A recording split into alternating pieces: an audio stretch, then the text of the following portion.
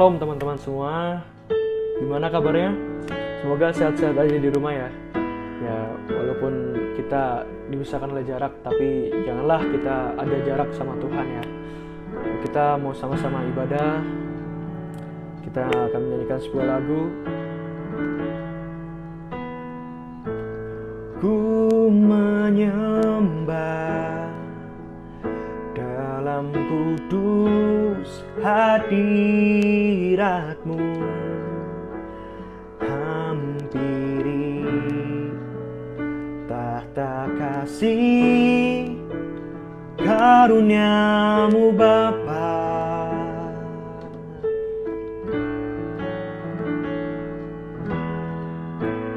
Kekuatanku hanya dalam hadirat-Mu, Yesusku. Hanya Kaulah segalanya.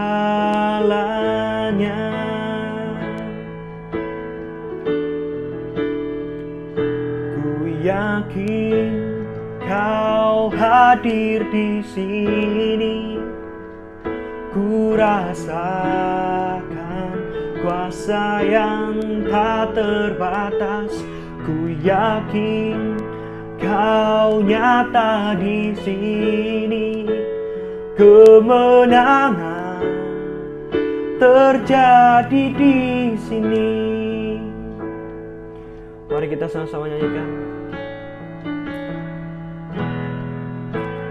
Ku menyembah dalam kudus hadirat-Mu,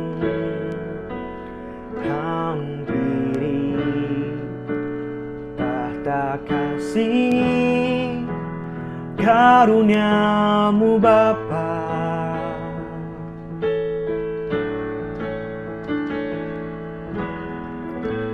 Kekuatanku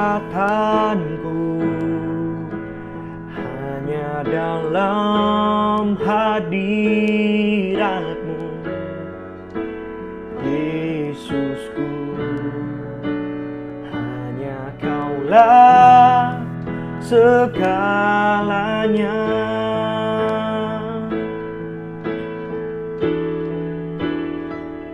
Ku yakin Kau hadir di sini. Ku rasakan kuasa yang tak terbatas. Ku yakin Kau nyata di sini. Kemenangan terjadi di sini. Segenap jiwaku memuji-Mu. Sungguh besar Kau, Yesusku. Segenap hatiku menyembah-Mu. Kau besar, Kau besar. Segenap jiwaku memuji-Mu. Sungguh besar Kau, Yesusku. Segenap hatiku menyembah-Mu.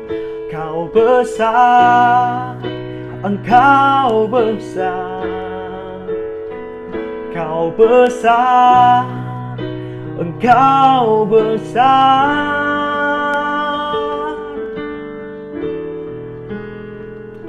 Ku yakin Kau hadir di sini.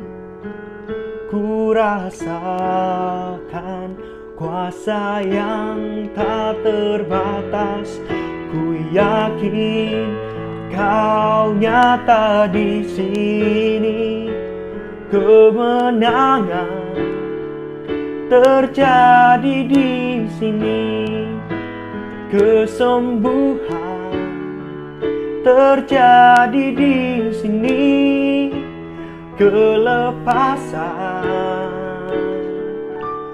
Oh, terjadi di sini.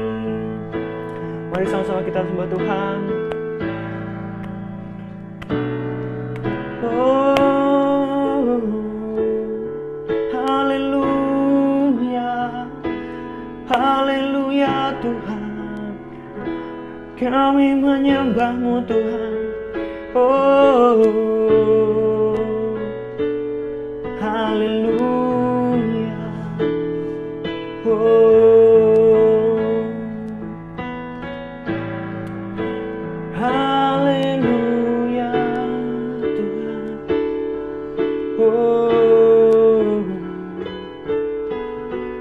haleluya. Oh, haleluya.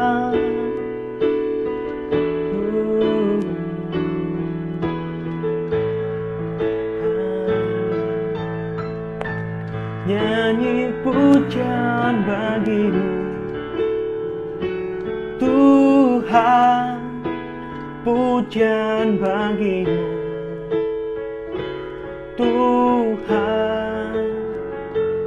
Nama-Mu besar dan layak dipuji. Nyanyi pujian bagi-Mu Tuhan, pujian bagi-Mu Tuhan. Nama-Mu besar dan layak dipuji.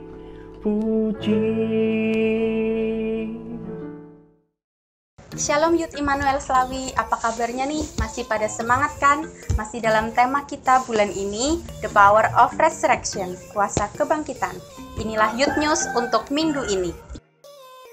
Ayo jaga kesehatan tubuh kita dengan makan makanan yang bergizi, minum air putih yang banyak, rajin berolahraga dan berjemur di pagi hari, dan beristirahat yang cukup.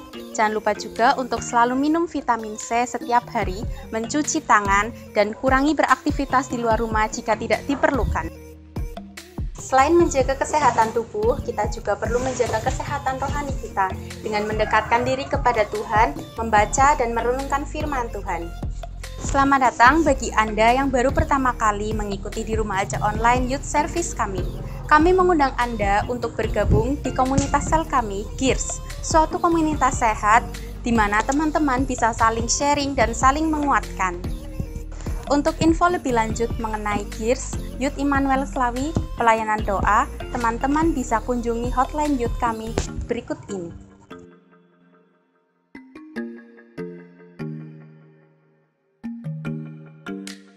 Gratitude is pure happiness, happiness is your perfection. Happy Saturday! Shalom sis and bro, gimana kabarnya? Saya percaya kita semua sehat-sehat aja. Kali ini kita ketemu di dalam ibadah online, khusus tanggal 25 April tahun 2020. Dan saya berharap renungan-renungan yang kemarin sudah bikin kita makin kuat, makin bertambah, masuk lebih lagi dalam kuasa kebangkitannya. Nah, hari ini kita masih bahas tentang tema itu, The Power of Resurrection, atau kuasa kebangkitannya. Nah, biar kuasa kebangkitannya itu lebih nyata dalam hidup kita, dalam apa yang kita lakukan. Nah, sebelumnya saya pengen nge-share sebuah kesaksian tentang orang-orang yang akhirnya memiliki kuasa kebangkitan dalam hidupnya. Nah, ada sebuah cerita seperti ini, dan ini kisah nyata. Ada seorang cewek yang jatuh cinta sama seorang cowok. Nah, ini yang mungkin anak muda tertarik banget tentang kisah-kisah cinta. Nah, cewek ini jatuh cinta kepada seorang cowok, tapi sayangnya cowok itu bukan yang dikehendaki sama Tuhan, karena perbedaan aliran, atau kalau sekarang perbedaan agama, kepercayaannya berbeda. Jadi kalau cewek itu merenungkan dan akhirnya dia memutuskan hubungan dengan cowok itu. Karena apa? Perbedaan aliran atau perbedaan agama. Dia udah ada di jalan yang benar, di dalam rencana Tuhan, di dalam rencana yang Tuhan kehendaki. Dia putusin cowok itu, tapi di suatu saat dia mengalami kehampaan dan dia datang kepada Pak Pendetanya. Pak Pendeta, minta tolong nih. Saya sedang bergumul di dalam hati saya. Karena saya sudah memutuskan cowok saya yang saya mengalami jatuh cinta dengan dia. Nah, akhirnya saat itu dia nangis sama Pak Pendeta. Pak Pendeta tolong nih. Saya mengalami dilema. Hati saya, dia sharing sama Pak Pendetanya dan bilang, hati saya masih mengharapkan cowok itu. Dan suatu ketika saat saya sendirian, saya menginginkan dia tetap ada di sisi saya, menemani saya, menjadi kekasih saya. Tapi saya nggak bisa terima dia karena nggak ada di dalam kehendak Tuhan yang benar, karena nggak satu aliran. Nah, akhirnya Pak Pendeta itu menjelaskan bahwa dalam menjalankan kehendak Tuhan kamu sudah benar, tapi emosi kamu masih terus hidup. Emosi kamu masih menginginkan cowok itu. Nah, itu sebuah dilema antara perjuangan melakukan kehendak Tuhan dan emosi diri kita. Nah, makanya langsung Pak Pendetanya menjelaskan dan ingin merubah. Bukan merubah apa yang emosi setiap orang itu diganti dengan emosi yang baru, enggak. Tuhan membiarkan emosi yang ada di dalam diri kita itu seperti lahiriahnya kita, tapi Tuhan akan rubah yang baru. Akhirnya Pak Pendeta itu doain sama anak ini, dan akhirnya emosinya sekarang sudah sama dengan kehendak Tuhan. Kehendak Tuhan nggak boleh ada kesamaan antara gelap dan terang, nggak boleh bersatu. Nah, dan cewek itu udah ada di dalam kehendak Tuhan, dan setelah didoain sama Pak Pendetanya pun sekarang emosinya sudah sama kehendak Tuhan. Nah, itu gambaran anak muda yang mau bangkit, dan kuasa kebangkitannya nyata hidup. Salah satunya dia mau matiin emosinya, dia mau kubur emosinya, dia mau jalan seturut dengan kehendak Tuhan. Nah, itu salah satu contoh. Dan contoh yang kedua, mungkin kita banyak mengalami masalah mungkin di sekolah, di pelajaran. Ada seorang anak kecil yang dia jadi pendoa di sekolahnya.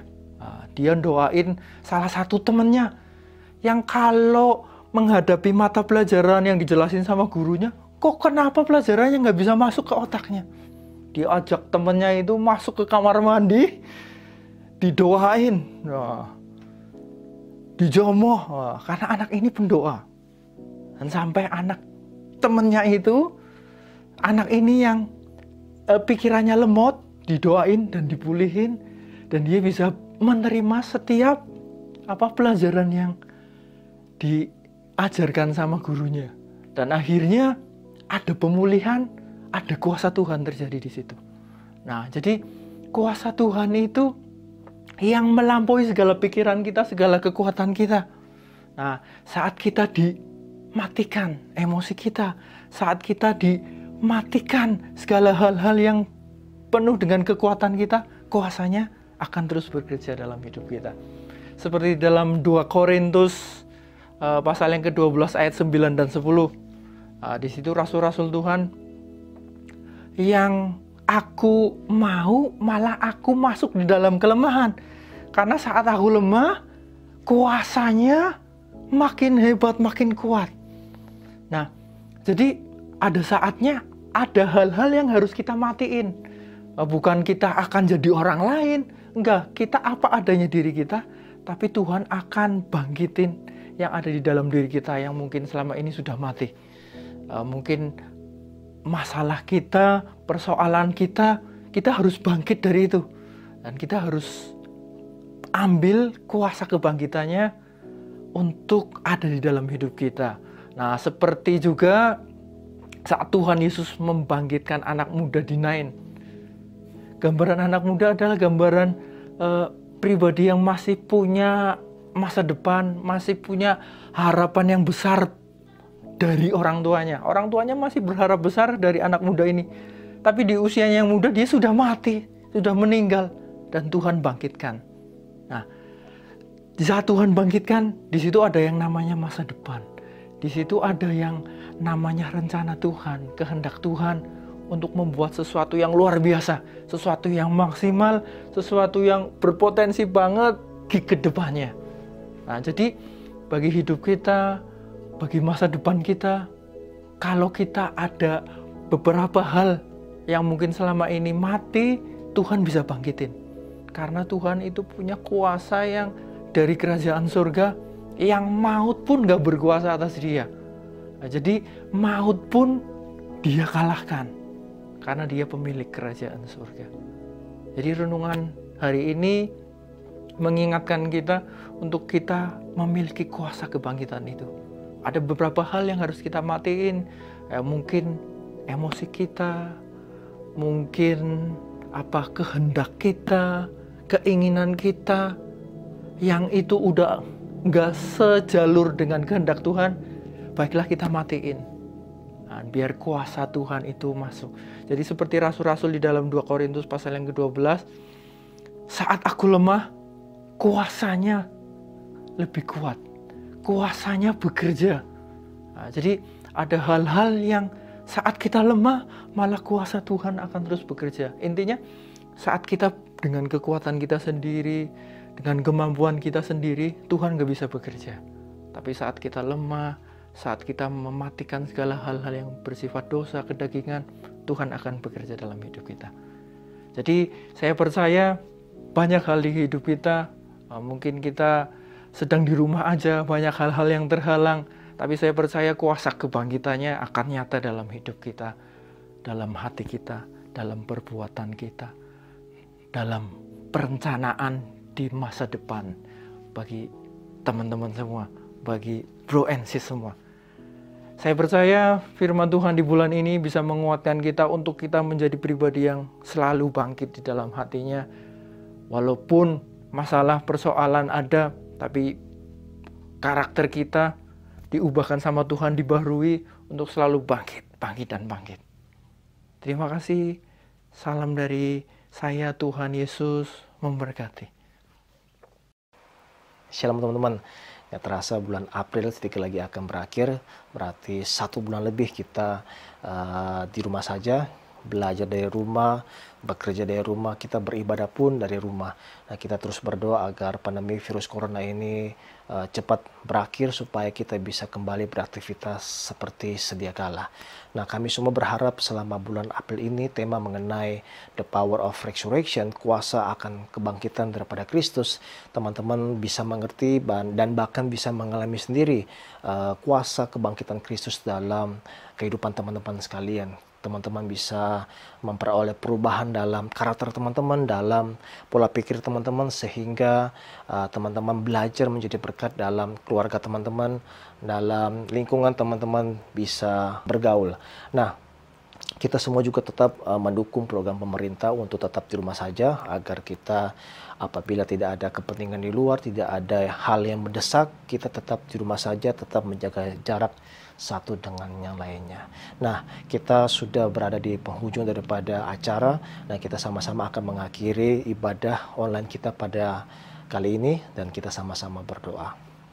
Allah yang kami panggil dalam nama Bapa, Anak, dan juga Roh Kudus, kami mengucap syukur kami masih dalam keadaan sehat, dalam keadaan Tuhan diberkati, dan kiranya Engkau terus Tuhan bekerja dalam kehidupan kami, selama studi kami juga yang ada di rumah Tuhan, Kau tetap memberikan kepintaran kepada kami, juga mencukupi setiap kebutuhan-kebutuhan kami, bagi setiap apa yang kami perlukan, kami percayakan Tuhan di dalam masa-masa sulit ini, Engkau tetap memelihara Tuhan kebutuhan kami ya Tuhan.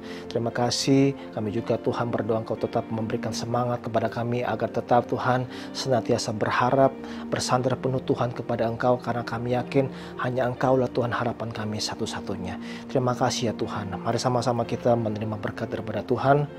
Jikalau engkau baik-baik dalam mendengar suara daripada Tuhan dan senantiasa berjalan dengan perintah daripada Tuhan, Tuhan akan mengangkat engkau daripada setiap bangsa, dan segala berkat akan diberikan kepadamu dan akan menjadi milikmu, dan Tuhan akan mengangkat engkau menjadi kepala, bukan menjadi ekor, dan juga engkau akan terus naik dan tidak akan turun. Dan kiranya Tuhan akan memberikan berkat dalam segala usahamu, dalam setiap pekerjaanmu, dalam setiap pendidikan studimu. Tuhan akan senantiasa memberikan berkat. Di dalam nama Tuhan Yesus kami sudah berdoa, dan kami meteraikan setiap doa kami hanya dalam namamu, Tuhan Yesus Kristus Allah kami yang hidup. Haleluya. Amin. Tuhan Yesus memberkati. Selamat hari Sabtu.